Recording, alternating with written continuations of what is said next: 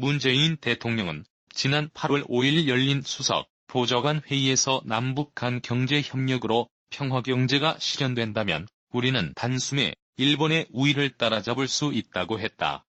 일본은 경제력만으로 세계의 지도적 위치에 설 수 없다는 점을 깨달아야 한다고도 했다.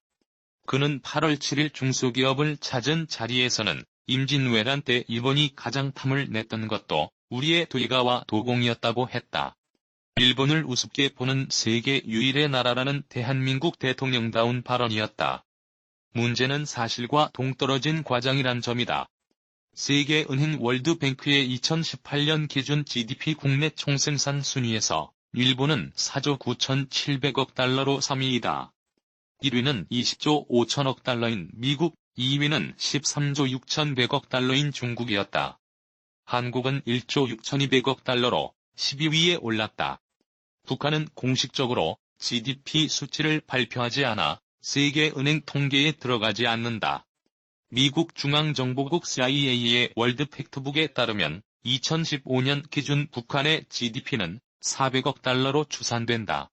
한국과 북한의 GDP를 합산하면 1조 6,600억 달러라는 계산이 나온다. 이는 11위에 오른 러시아 1조 6,600억 달러 수준이고 일본의 3분의 1이다. 단숨에 우위를 따라잡는 것은 불가능하다는 것을 GDP 통계만 봐도 알 수 있다. 앞선 8개국을 차례로 넘어서야 일본이란 고지에 도달하기 때문이다. 지구촌에서 가장 많은 빚을 내어준 나라는 일본이다. 2017년 기준 27년째 세계 1위의 채권국이다. 일본은 프랑스를 제외한 거의 모든 나라에 빚을 내어주었는데 순채권액은 약 3조 달러이다. 독일이 약 2.5조 달러로 2위, 중국이 약 2조 달러로 3위다. 한국은 순채권액이 약 1,000억 달러이다. 순채권 1,000억 달러짜리 나라가 그 30배의 나라를 우습게 본다면 시력에 문제가 있다는 이야기이다.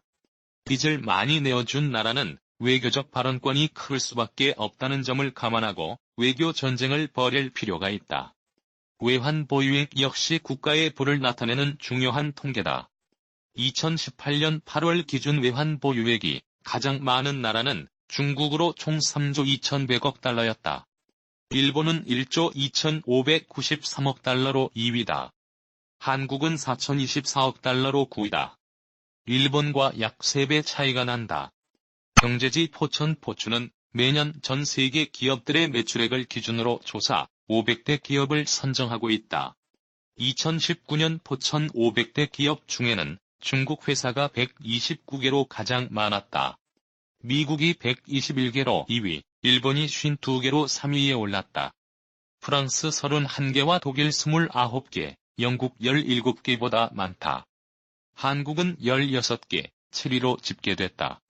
지난 3월 한국무역협회에서 세계 수출시장 점유율 1위 품목을 보유한 국가들의 순위를 조사했다. 1위는 중국으로 수출시장 점유율 1위 품목이 1,720개에 달했다. 독일 693개와 미국 550개, 이탈리아 222개가 뒤를 이었다. 일본은 171개로 4위에 올랐다. 한국은 77개로 12위를 기록했다. 유사히 화제가 되고 있는 기업의 기술력 부문을 보자. 정보 분석 회사인 클래리베이트 애널리틱스 의 톰슨 로이터가 발표한 2018에서 2019 세계 100대 혁신기업 수 보고서에 따르면 일본이 39개 회사로 1위다. 2위는 미국 33개, 3위는 프랑스 7개다. 한국은 3개 회사가 이름을 올렸다. 삼성전자와 LG전자, 그리고 LS선전이다. 클래리베이트는 특허 출원 규모와 특허 승인 성공률, 특허 세계화 지수, 발명의 영향력 등을 토대로 100대 기업을 선정하였다. 선진 경제의 척도인 산업 생산량 부문에서는 2016년 기준 일본이 1조 3,680억 달러로 세계 4위다. 한국은 5,310억 달러로 7위에 올랐다. 산업에 꽂힌 자동차 부문을 본다. 한국자동차협회에 따르면 지난 1에서 5월 기준 한국은 총 169만 5,485대의 자동차를 생산해 세계 7위에 올랐다. 일본은 한국의 2배인 336만 9,521대를 생산, 3위였다. 중국이 1023만 3272대로 1위, 미국이 479만 8458대로 2위였다. 일본이 태평양 전쟁을 일으킨 나라이면서도 국가 브랜드 조사에서 상위에 오르는 이유가 있다. 해외 원조를 많이 하기 때문이다. 일본은 2018년에 140억 달러 규모의 공적 개발 원조 ODA를 했다. 한국은 약 7분의 1인 23억 달러, 미국은 340억 달러를 원조했다. ODA는 선진국에서 개발도상국이나 국제기관에 하는 원조를 일컫는다. 세계의 경제, 군사 중심의 국력 통계를 분석해보면 일본이 대단하지만 한국도 10위권 전후에는 대체로 포함된다는 것을 알 수 있다. CIA 월드 팩트북은 한국의 경제 상황을 소개하며 1950년부터 1953년까지 북한과 전쟁을 치른 한국은 20세기의 가장 경이로운 경제적 성장 스토리를 만들어낸 국가 중 한 곳으로 꼽힌다고 했다. 원조를 받던 나라가 원조를 주는 나라로 전환한 첫 사례이다. 1954년에 한미상호방위조약과 1965년에 체결된 한일기본조약 및 청구권협정으로 미국 및 일본과 우호적 관계를 맺은 것이 안보와 경제 성장에 큰 역할을 한 덕분이다. 한국과 일본의 경제 성장률을 비교해본다. 위의 통계는 중요한 메시지를 던진다. 외환위기가 진행 중이던 1998년을 빼고 늘 한국이 성장률에서 일본을 앞섰다. 특히 전두환, 노태우 집권기 12년 동안 그 길의 바탕이 이루어졌다. 전두환 정부는 일본 교과서 파동이 일어났을 때 반일을 넘어 국일, 즉 일본을 이기는 방향으로 나아가야 한다고 했다. 그 약속은 실천되었다. 1981에서 1992년 사이 한국 경제는 일본보다 거의 3배나 빨리 성장하였다. 이 시기는 민주화 운동의 열풍이 불던 때이지만 튼튼한 경제가 그 충격을 흡수해 직선제 개헌과 평화적 정권 교대가 이루어졌다. 당시 일본도 호황이었지만 한국은 성장률에서 세계 최고였다. 1980년대 연평균 10.1%로 세계 1위. 일본을 따라잡는다는 말이 비로소 현실성을 띠게 되었다. 일본은 1992년부터 경제 성장률이 급락해 20년 넘는 장기간의 버블 붕괴 경제 침체를 겪었다. 일본은 그래도 장기 침체를 잘 견딘 편이다. 축적된 국내외 자산이 어마어마하고 기술력이 강한 데다가 한국과 달리 선동 세력이 힘을 쓰지 못하였고 국민의 교양이 분열을 막았다. 일본의 저력은 위기 때 드러난다. 2011년 쓰나미 사태로 50기가 넘는 원자력 발전소를 전부 문 닫았지만 동요 없이 지나갔다. 국력의 크기와 질이 한국과 다르다. 1981에서 2015년의 35년간 성장률에서 일본이 한국을 앞선 해는 한국이 외환 위기를 겪던 1998년 한 해뿐이었다. 2008에서 2009년의 금융위기는 한국이 일본보다 더 성공적으로 극복하였다. 민족사 2000년 역사상 국부를 가장 많이 키워 한일 격차를 줄인 시기에 전두환 정부에 대한 재평가가 필요하다.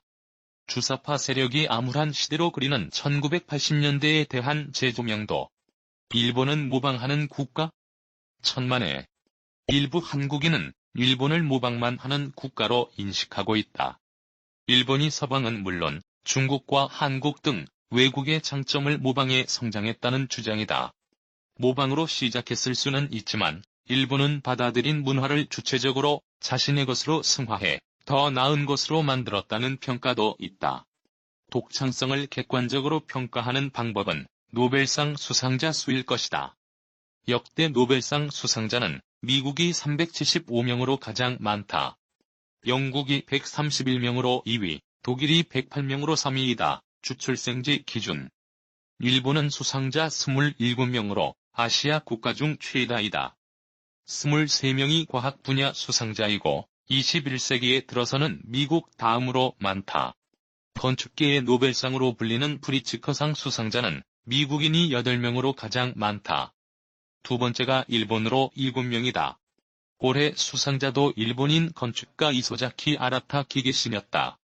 그는 60년 넘는 기간 100개 이상의 건물을 설계하였다. 1966년 완공된 오이타 시립공공도서관, 1986년 완공된 미국 로스앤젤레스 현대미술관, 1992년 만들어진 바르셀로나 올림픽 주경기장 등이 대표적이다.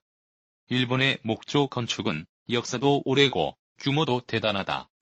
프로서디 레이트 1.0 세계에서 가장 큰 목조 건물은 8세기에 지은 나라 내양의 도다이지 동대사, 최고는 7세기에 지은 것으로 알려진 호류지 법윤사이다. 지진과 전쟁이 많았던 나라이므로 튼튼한 건축은 생과 사의 문제였다. 특허출원 건수 순위에서는 2014년 기준 중국이 92만 8,177건으로 1위였다. 미국이 57만 8,802건으로 2위, 일본이 32만 5,989건으로 3위에 올랐다. 한국은 21만 292건으로 4위였다. 일본은 독일보다 크다.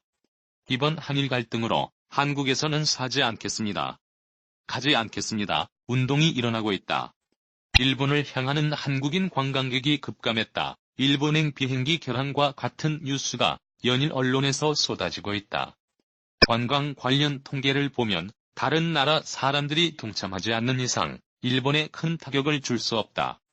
세계관광기구 UNWTO의 2017년 자료에 따르면 그해 일본을 방문한 외국인 관광객은 2,870만 명이었다.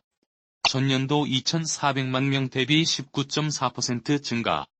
한국 방문객 수는 1,330만 명을 기록, 전년도에 1,720만 명에서 22.7%가 줄어들었다. 일본이 관광산업을 통해 벌어들인 수익은 341억 달러로 세계 10위에 올랐다. 미국이 2,100억 달러로 1위를 차지했다.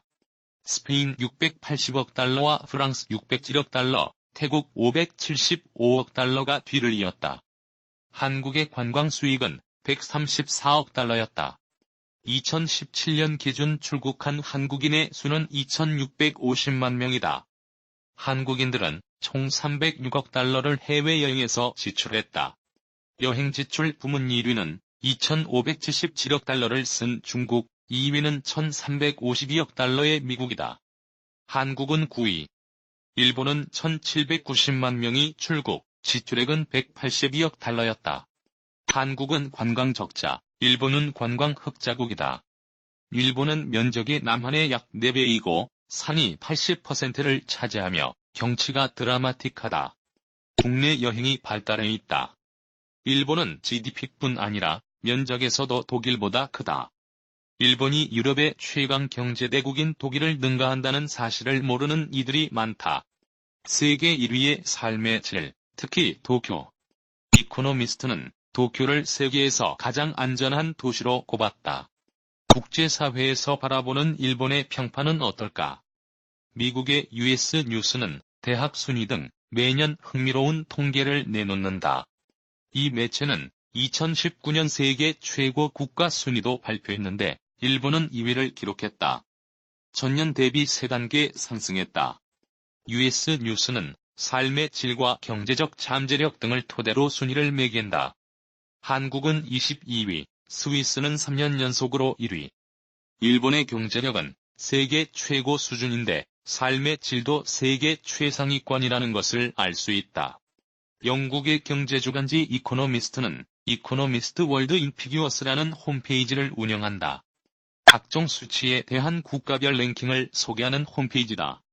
가장 살기 좋은 도시로 15곳이 올라있다. 1위는 호주의 멜버른, 2위는 오스트리아의 빈이었다. 일본 도쿄는 7위에 올랐고 오사카는 9위에 선정됐다. 한국의 도시는 15위 안에 들지 못했다. 도쿄나 오사카 같은 대도시가 쾌적한 도시로 꼽혔다는 점이 주목된다. 이코노미스트가 선정한 가장 큰 도시 랭킹에서 도쿄는 매번 1위를 차지하고 있다. 메트로권 주민을 포함하면 인구수가 3,810만 명에 달한다. 2위는 인도의 델리로 2,720만 명. 오사카는 2,040만 명으로 8위, 1,870만 명의 미국 뉴욕이 11위, 980만 명의 서울은 33위를 기록했다. 한국 여권에서는 방사능 등을 이유로 일본 여행 금지, 도쿄 올림픽 불참을 검토해야 한다는 말이 나오지만 일본은 세계에서 여행하기 가장 안전한 곳으로 꼽힌다. 이코노미스트 조사 결과 세계에서 가장 안전한 도시 1위는 도쿄다. 2위는 싱가포르, 3위는 오사카다. 서울은 14위에 올라있다. 보건, 의료, 안전 부문에서는 오사카와 도쿄가 각각 1, 2위를 차지했다. 서울은 5위다. 여행객의 범죄의 피해자가 될 가능성을 보는 개인 안전 부문에서 1위는 싱가포르다. 2위는 웰링턴 뉴질랜드, 3위는 오사카, 4위는 도쿄, 서울은 16위에 올랐다. 일본이 가장 안전한 국가로 꼽히는 이유를 알기 위해서는 각종 범죄율을 짚어볼 필요가 있다. 유엔 마약범죄사무소 UNODC에 따르면 한국의 살인 범죄 발생률은 2017년 기준 10만 명당 0.6명이다. 일본은 0.2명이다. 절도 범죄의 경우 한국은 10만 명당 94명, 일본은 59.9명이다. 폭행은 한국이 10만 명당 98.5명으로 19.1명을 기록한 일본보다 5배 많다. 물론 세계적으로 비교하면 한국은 안전한 국가군에 든다. 형이 선고되지 않은 상태에서 구금된 사람의 비율을 조사한 통계도 있다. 한국은 10만 명당 37.3명으로 4.4명인 일본보다 약 8배 많다. 수감된 사람 전체에서 형이 선고되지 않은 사람의 비율은 한국이 36.7%로 11.2%인 일본보다 3배 높았다. 다른 선진국 국가인 미국은 22.3%, 영국은 7.5%, 독일은 22.8%이다. 불구속 수사의 원칙이 제대로 지켜지지 않는 나라가 한국이란 이야기이다. UNODC 홈페이지는 현재 한국의 성폭행 발생 건수에 관한 통계는 제시하지 않고 있다. 국책연구기관인 한국여성정책연구원 성별영향평가 통계센터가 2013년에 낸 보고서에 따르면 한국의 성폭력 발생 건수는 인구 10만 명당 33.7건으로 6.6건인 일본의 5배가 넘었다. 일본의 고속철도, 신칸센은 정시 출발률 세계 1위를 자랑한다. 여행객들이 또 하나 관심을 갖는 것은 여행지의 음식이다. 2019년 미슐랭 가이드북에 가장 많은 음식점이 올라있는 도시는 도쿄 230다. 2위는 123개의 파리, 3, 4위는 교토 103과 오사카 97다. 이어서 뉴욕 76, 런던 69. 여권 파워에서도 일본은 한국을 앞선다. 헨리 패스포트의 2019년 3분기 발표에 따르면 일본과 싱가포르가 여권 파워 공동 1위에 올랐다. 이들 국가의 여권 소지자는 무비자로 189개국을 방문할 수 있다. 한국과 핀란드, 독일은 187개국을 방문할 수 있으며 공동 1위로 조사됐다. 공동 3위는 덴마크와 이탈리아, 룩셈부르크 186이었다. 북한 39는 101위, 아프가니스탄 25는 최하위인 109위. 헨리 패스포트 지수는 국제항공운송협회 IATA의 자료에 근거 199개국의 여권 소지자가 227개국 중 무비자로 갈 수 있는 수를 조사해 순위를 책정한다. 일본의 고속철도인 신칸센은 정시에 출발하고 도착하는 부문에서 세계 1위다. 스웨덴 양대 일간지 중 하나인 스벤스카 다그볼라도트 스벤스커 대그블레이데스는 2016년 기준 신칸센이 99%의 정시 출발률로 1위에 올랐다고 보도했다. 정시 출발률은 당초 예정보다 5분 이내에 출발 혹은 도착하는 비율로 조사했다. 스페인 고속철도인 AVE가 98%로 2위, 한국의 KTX는 94%로 3위에 올랐다. 이 신문은 고속철도를 운영하는 9개 나라의 2008에서 2015년 사이 운행 기록을 분석해 이같이 보도했다. 일본 철도 JR은 2016년 기준 신칸센 한 대당 평균 지연 시간은 24초라고 밝혔다. 1997년에는 18초라는 기록을 세우기도 했다. 일본의 이런 정시성은 유명한데 2017년에는 이와 관련해 화제가 된 일이 있었다. 도쿄 스쿠바를 운행하는 신칸센 열차가 20초 일찍 출발한 것에 대해 사과문을 발표했기 때문이다. 사과문은 열차가 현지 시각 9시 44분 40초에 출발할 계획이었으나 9시 44분 20초에 출발했다며 불편을 끼친 데 대해 깊이 사죄한다고 했다. 신칸센은 지금까지 100억 명의 승객을 태웠는데 단 한 명의 사망자도 내지 않았다. 정확한 비교 통계라고는 볼 수 없지만 한국의 지연 현황을 가늠할 수 있는 자료가 있다.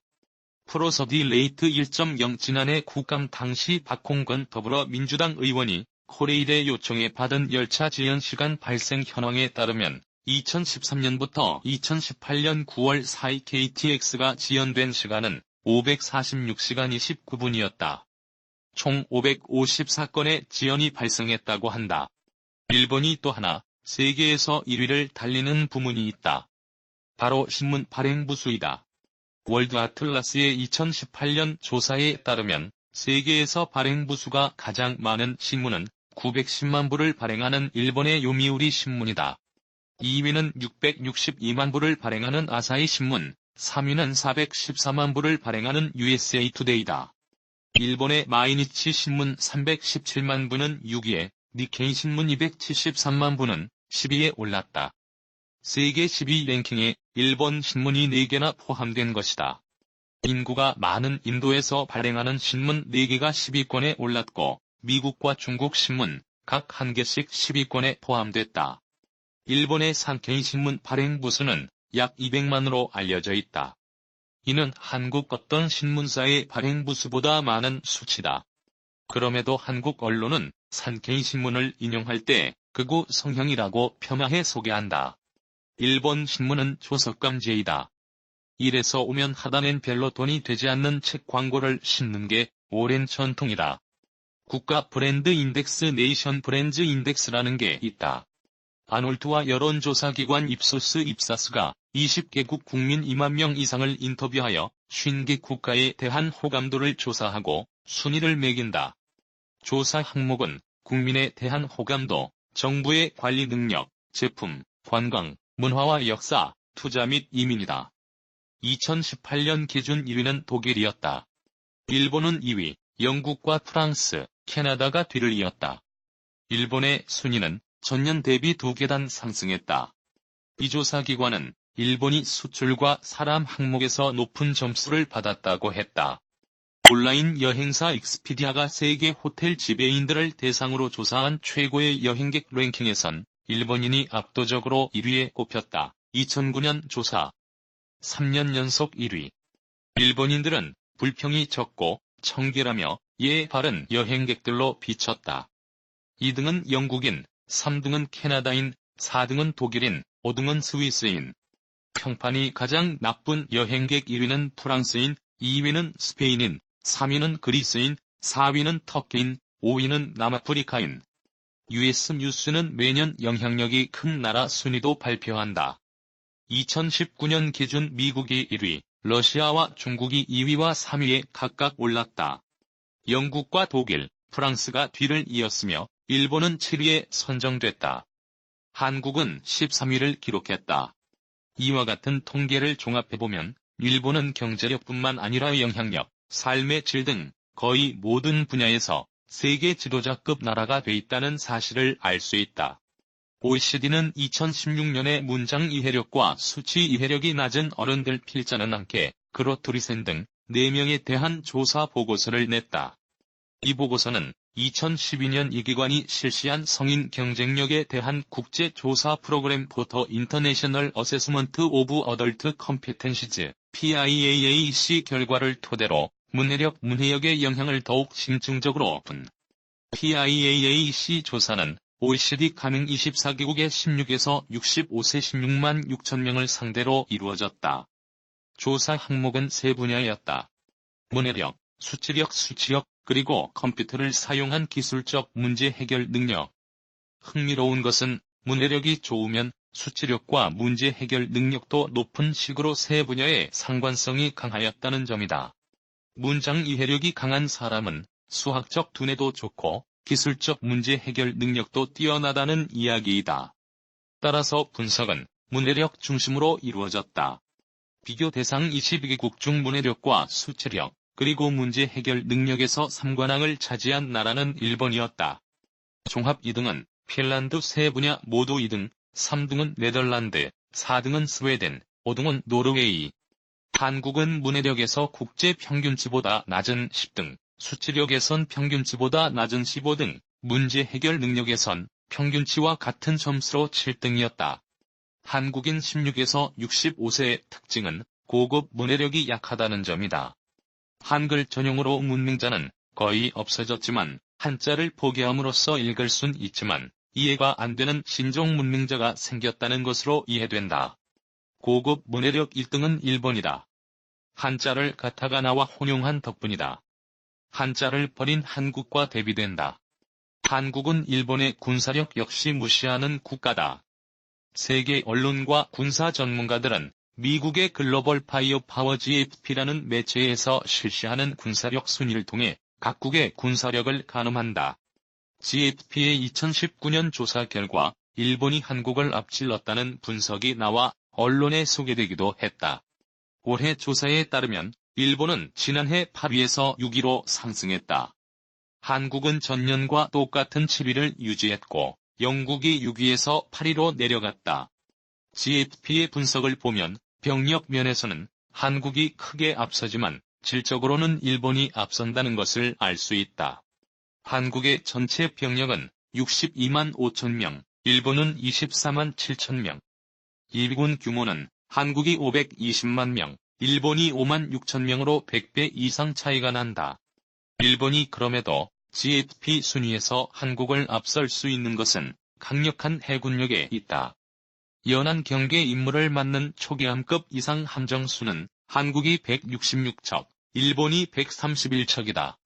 핵심 전투함인 구축함은 일본이 37척으로 한국의 12척보다 3배가량 많다.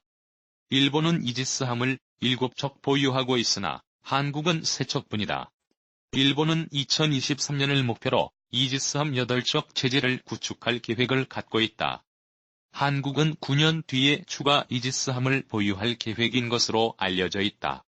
이에 따라 해군력 격차는 더욱 벌어질 것으로 보인다.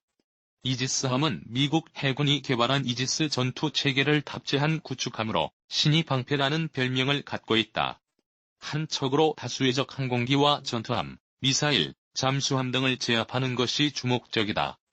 여권 일각에서는 한일 군사정보보호협정 지소미아 GSOMIA를 파괴해야 한다는 주장을 내놓고 있다. 이는 2016년 박근혜 정부가 북한의 병력 이동과 사회 동향, 북한의 핵미사일 관련 정보 등을 일본과 공유하기 위해 체결한 것이다. 한국은 북중 지역의 인적 네트워크, 군사분계선 일대에서 수집한 대북 정보를 일본과 공유한다. 일본은 북한의 중장거리 미사일 실험이나 핵실험에 관한 분석을 한국에 제공한다. 북한의 주요 잠수함 기지 동향과 잠수함 발사 탄도미사일 SLBM 분석 자료도 한국과 공유한다. 이 협정은 북한의 도발이 계속되는 현 상황에서 한국에 필수적이다. 일본은 정보 수집 위성 5기, 지상 레이더 4기, 조기 경보기 17대, P3과 P1 등 해상 초계기 110여 대 등을 보유해 다양한 정보를 수집한다. 한국은 정보 수집 위성이 한 기도 없다. 지소미아 협정 파기를 원하는 국가는 북한과 북한을 옹호하는 중국과 러시아밖에 없을 것이다. 한국 언론은 일본과 대결하는 문제를 다룰 때 세계 여론이 한국을 중심으로 움직인다고 보는 경향이 있다. 조선조 말기 민영화는 을미사변 명성황후 시해 사건 이후인 1896년 혁명전권 공사로 러시아 황제 니콜라이 2세의 대관식에 참석했다. 고종이 특명을 받아 러시아와 청밑 이본을 견제하기 위한 미력을 체결하기 위해 파견됐지만 목적 달성에 실패하였다. 윤치호는 러시아에서 민영환을 수행했는데 그는 당시 상황을 영어 일기로 남겨놓았다. 민영환과 윤치호, 러시아에 가다, 윤경남 영나는 책에 따르면 당시 민영환의 사고 능력은 국제사회 기준에서 봤을 때 처참한 수준이었다. 윤치호는 민영환은 조선의 예법과 관습에 벗어난다는 구실로 대관식이 거행되는 잠깐 동안이라도 갓 사모를 벗어야 한다는 의례를 완강하고 단호하게 끝내 거부했다고 적었다. 윤치호가 거듭 설득했으나 민영환 공사는 고집 센 당나귀보다 더 완강했다고 한다.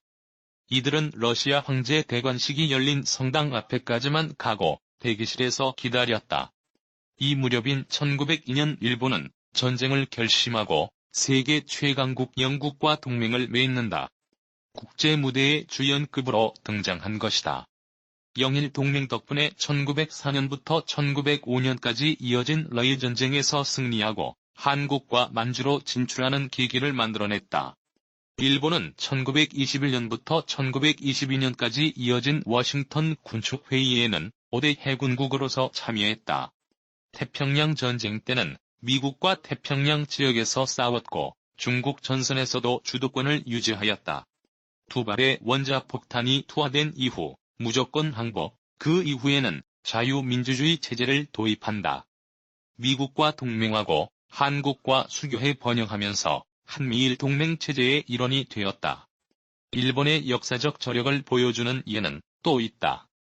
1557년에 포르투갈에서 고아에서 마카오에서 나가사키를 잇는 연년 1회의 정기 항로편이 생겼다. 1577년 나가사키로 가던 포르투갈선이 제주도 근해에서 선원들을 육지로 내려보내 식수를 구해오게 했다. 프로서디 레이트 1.0이 선원들은 상륙했다가 제주도 관원에 붙들려 죽었다. 반면 1543년 가고시마 근해의 다네가시마에 표착한 포르투갈선은 조총을 일본에 전했다. 일본은 전국시대에 이 조총을 발전시켜 1592년 임진왜란 때 썼다. PR. 포르투갈 사람들은 한국에도 오고 일본에도 표착했으나 우리는 그들을 죽여버리고 일본은 그들이 가져온 조총 제조 기술 등 선진 문물을 수용해 더욱 발전시켰다. 일본 전국시대 때 조총 수는 유럽 전체보다 더 많고 우수했다는 이야기도 있다. 일본의 화이트리스트 조치에 한국이 촉각을 곤두세웠던 지난 7월 말 문재인 대통령과 아베 신조 일본 총리의 일정은 크게 대비된다. 양국 지도층의 경쟁력이 한일 국력에 반영일 수 있기 때문이다. 7월 말 문 대통령과 아베 총리의 일정을 비교해보면 아베 총리는 매일 15건 이상의 일정을 소화하는데 문 대통령은 평균 7건 정도에 그치고 여민관 집무실 등 청와대 내 일정이 대부분이었다. 아베 총리는 동선이 분주하고 실무국장 및 정치인과 많이 만난다. 문 대통령이 실내형이라면 아베는 현장형이다. 접하는 정보의 질도 많이 다를 것이다. 한일 갈등에 점하여서도 문 대통령은 가히자의 적반하장 평화경제로 단숨에 일본 따라잡기 같이 격한 말을 많이 하는데 아베는 국가 간 약속을 지켜가는 식으로 간단하게 말한다. 말이 앞서는 문민문화와 실력을 중시하는 군사문화의 차이이기도 하다.